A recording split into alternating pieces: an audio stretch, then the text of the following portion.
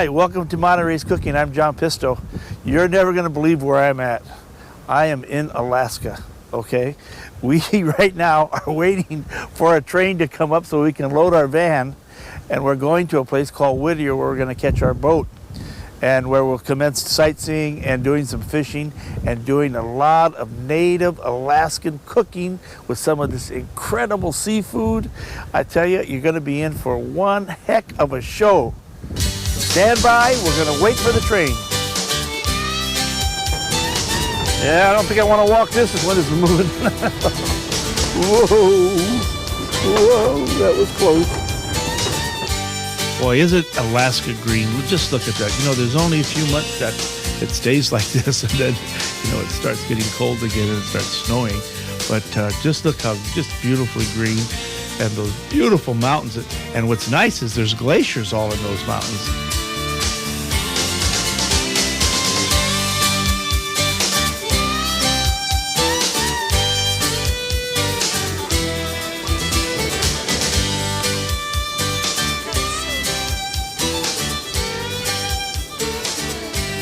Oh, this is that real nice river. If you look real close, you'll see some fish jumping there. Look at that.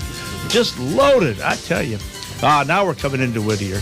Now, this is the only way you can get in. Now, this was a one-way or a dead-end road. Well, we're here. I don't know. I'm looking for my boat. Somebody says that's ours. We came all this way.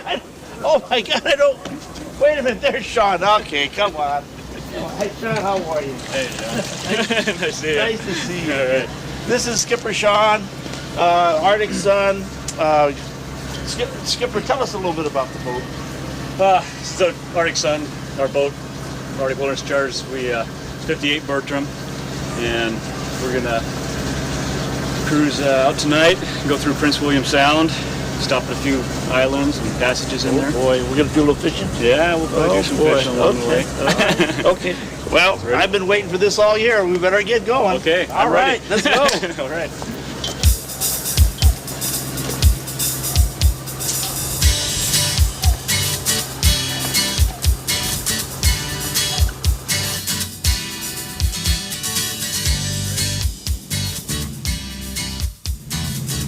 Leaving the harbor of Whittier, you can see it's just incredible.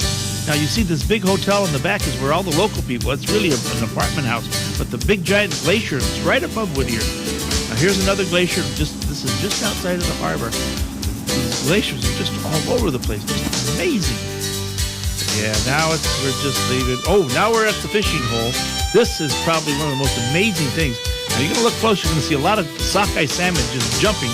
We're waiting for one to jump in the boat. I mean, they're just, look at it, oh, there's one. They are literally jumping out all over the place. Look at this.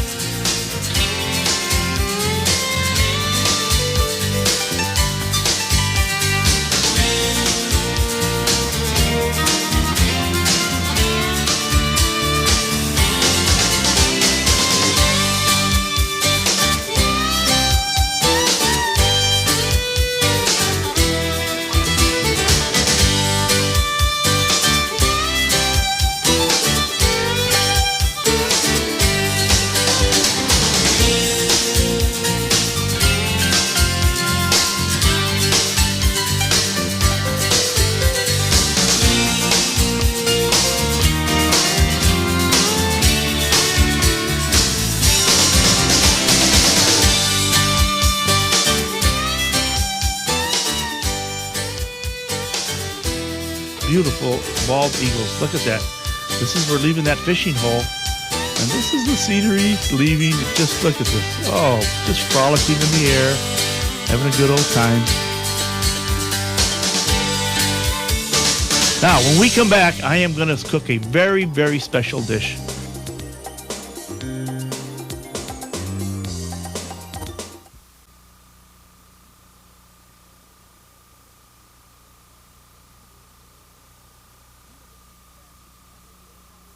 Folks, look at this beautiful piece of salmon. Have your fishmonger fillet a piece off or do it yourself. Also, make sure you take these little bones that are right here. You can needle nose pliers and you pull them out. Now, I've already done that. And you got to get them out of there because otherwise it's not real fun to eat. Another thing I do that I normally do not see done by other chefs is I like to leave this belly meat on. That's right here. This is where all the fat is, and that's the most succulent of all the meat is right in here. Okay. Now the fish I'm using is a king salmon. Don't use silver. Silvers are okay, but they're so light in fat content that you can overcook them real quick, and there's nothing worse than a piece of dried salmon. So let me show you some of the ingredients I'm going to use. You know what these are, right? These are morels. Look at that. Beautiful morels. We're also going to use some candy cap mushrooms. This is coming from British Columbia. Just incredible. It smells like maple cap. All right, we're going to do that. We're going to do that. I'm going to throw in some artichokes for good measure. And then my secret weapon today is a piece of wood. Now this is called cedar. Smell it. It smells real good. This is incense cedar. I've took this out of my closet. My wife hasn't seen it yet. She's going to kill me probably. But I tell you, this is real easy to find. All you do is you go to a hardware store and you find this is a lining for closets, you know, and it keeps the moths away, and you know, there's other uses for it. Cigar boxes, very, very good for cigar boxes. But I've seen a way that they put these on very large planks and they pin the fish down with nails, and then they stand the fish up like this along the fire, and then they cook it. And it cooks very slow, and it's very, very, very succulent, very delicious. My friend John Rowley up in Seattle was going to do that for us, but he had all the equipment, but it was a little difficult. So I figured maybe we'll do it a different way, but I wanted to use cedar. Reading a book, which I can't remember where, I saw it done another way. Now, what I'm going to do is going to be real weird, but, you know, what the heck? If you can't have fun while you're cooking, what the heck can you have? Let's start with a little bit of soy sauce. I'm going to make a little sauce for the salmon. I want to brush it on it, and we're going to cook this in a very, very, very slow oven because I really want that flavor to come through of the cedar. I want it to permeate. Could probably marinate it or be a little better, but then again, maybe with that strong cedar flavor, it might taste like we're eating a shoe or something. Okay, I'm kidding. Let's melt that sugar down. Now, you know that when you buy smoked fish from up there or anywhere, smoked salmon especially, you know, it always has that nice flavor, that nice brown sugar soy sauce. And that's what I'm doing here. I added a little sherry to it. I just want to make just for a little glaze. Now, the thing I'm going to do different is I'm going to put some sensational seasoning in there because that has everything else I want in there. Okay, that was about 2 tablespoons. And watch it very closely. And I want this to glaze up. So we're going to reduce it.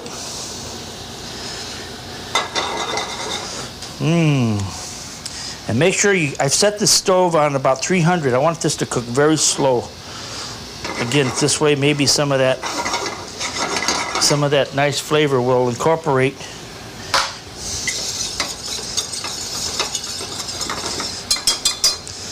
Okay. Okay, now let's just paint that all over our fish. Turn this off. Now, what else I'm going to do here is get my knife, and I'm going to cut some slits in here for these pieces of wood. So we'll figure we're going to go like that. Okay, that's one. See, that'll work. Okay, 1, 2, 3, 4, 5, 6. Now let's get our stuff and let's get some of that right down inside there, huh? Oh boy. Look at that. This has to be good. Gee. And the more you reduce it, the thicker this will be. that look good? Mm-hmm. Yes, sir. Okay. And that's just I just used a little bit. Now, let's put our wood in there. Boy, oh boy, oh boy. Somebody walked in my kitchen right now. They said, what the heck is that guy doing? Oh, I'm one piece short. Well, we don't want to use that. That's okay. Yeah, maybe I could break it. Well, that's okay. We all got the idea what's going on. Okay, this goes in the oven. When I come back, I'm going to show you how to cook the rest of the dish.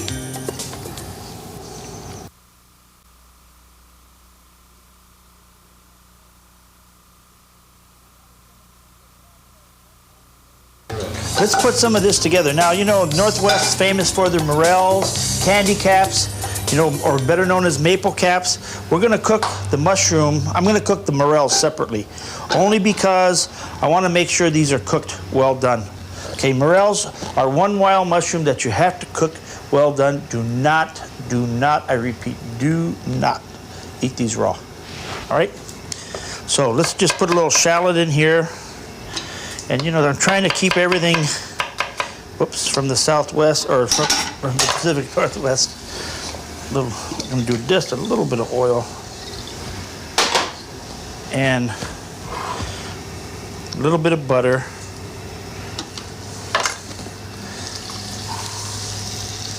Put that in there, get that going. Give it a little salt. And of course, we want to use a little bit of garlic.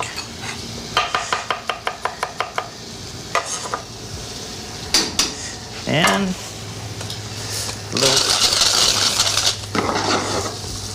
Okay, let's have that. I'll get that cooking over there, and then we'll start our other part of this. Now, I'm going to use artichokes only because I think artichokes are great to use, and we're not using enough artichokes. We should be using, you know, at the restaurants now we use them, we roast a lot of them, the small ones, putting them under fish. And see, it's very easy once you know how to use these, or you know you can buy them, I believe, frozen, already quartered and blanched, but they don't have the staying ability as these do when you do them yourself. And you know, distribution for artichokes pretty good now. Get them all over the country. So, and plus, you know, they look good. And artichokes, they have that nice flavor that make everything taste very, very sweet. Now, let me show you an easy way to clean them. I mean, this is real easy. Look, cut it there, cut it there. Trim, trim, trim. Again, you got to make sure you take all that green off. And then you go around like this. Boom, boom, boom, boom, boom, boom. Done. See that? But I like to keep that stalk. When I'm in a hurry, I do it that way. Go through a box real quick. See that? Just like that. Oh boy, morel hunting's a lot of fun, you know. We've done that up in Seattle. We've done it here in Monterey. Boy. Smell that. I wish you guys could smell. I wish everyone could smell these. Because boy, they smell good. Meaty. Okay. See how easy that is? All right. Now this, I understand, they feed all the dairy cows this in, you know, Castroville, artichoke center of the world. And, you know, that's just down the street from us here, or down the road, I should say. And I understand they feed the dairy cattle all that. And that's got to help that milk. Maybe that's why our milk tastes so good around here. Okay, what I've done was got all these potatoes ready to go, and we put some onion in there, and we put some mushroom. Now I'm using those candy cat mushrooms. And I'm going to put the potato in. And I'm putting my artichokes in. And some shallots.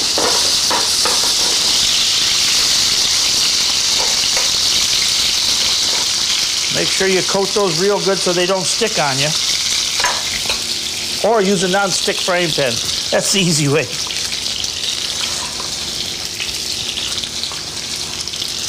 Okay, we get those going good. Let's put that other onion in. Nice big chunks. Artichoke, onions, shallots, candy cap mushrooms. Okay, that needs a few minutes.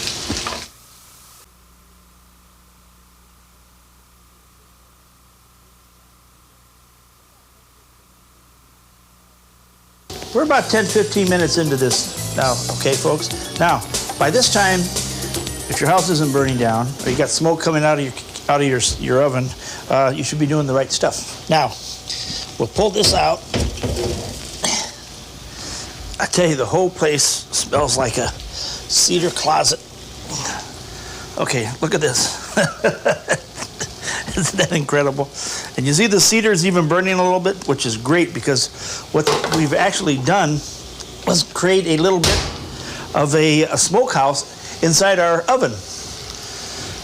Again, make sure your wife's not home when you do this. She will kill you. All right, let's put this together. This is funny. Okay, here's the potatoes. Now, remember, I've got those maple cap mushrooms in here that smell like maple cap. Ooh, that's hot. And some artichoke and a lot of onion. I'll show you how we're going to do this. Okay, one He-Man serving here. Let's get that out of the way. Now, let's cut into this. And what I'll do is I'll take a center cut, pull that right out, and that comes right off like you won't believe. Okay, now I would wash these and use them again and be very, very, very careful. Okay, and let's put the fish up. Look at that, just cooked beautifully. Okay, and then we're going to do a little decoration of a little this and a little of that. Okay, and we're going to put a few tomatoes on it, like this. And then I've made some of that sauce. Remember that sauce we had that we basted the fish with? And look what I'm going to do. I'm just going to put a little bit of that here. Make that look nice and shiny. Now that fish is going to be so moist, I tell you, if you wanted to do anything to contrast some of the flavor, you know, I'd put maybe a little piece of lemon on it. But basically, this is it. Okay, so we got, oh, wait a minute. Hey, this is the best part. Okay, fresh. Oh no, these were dried morels, excuse me. These are dried morels reconstituted and fried in butter with shallot. And we just put those around like that. So now you got a little bit of the forest here. I mean, you got two kinds of mushrooms. You got this glazed salmon with it's the cedar smell. I mean, it's incredible. Okay, and I'm just gonna break a little piece off. Look at that, how that breaks off. Oh, tastes just like a cedar closet. No, I'm kidding. No, I'm kidding. It tastes incredible. Oh, that's just incredible. And I know with the rest of the things like the morel, I mean, that tastes just, you gotta try this one. You really gotta try this one. Make sure when you buy the cedar, you buy the cedar untreated, okay? Untreated, very, very, very important. Very unusual, good one. Folks, this really has the taste of the Pacific Coast. I mean, you've got the salmon, you've got the morels from the forest, you've got the candy caps from the forest, and you've got the beautiful scent of the cedar. I mean, this is it. This is a real, true Pacific Coast dish. This is a real nice one. Real nice one. You'll be pleasantly surprised. Can you imagine bringing this to the table? People are gonna just have smiles on their face.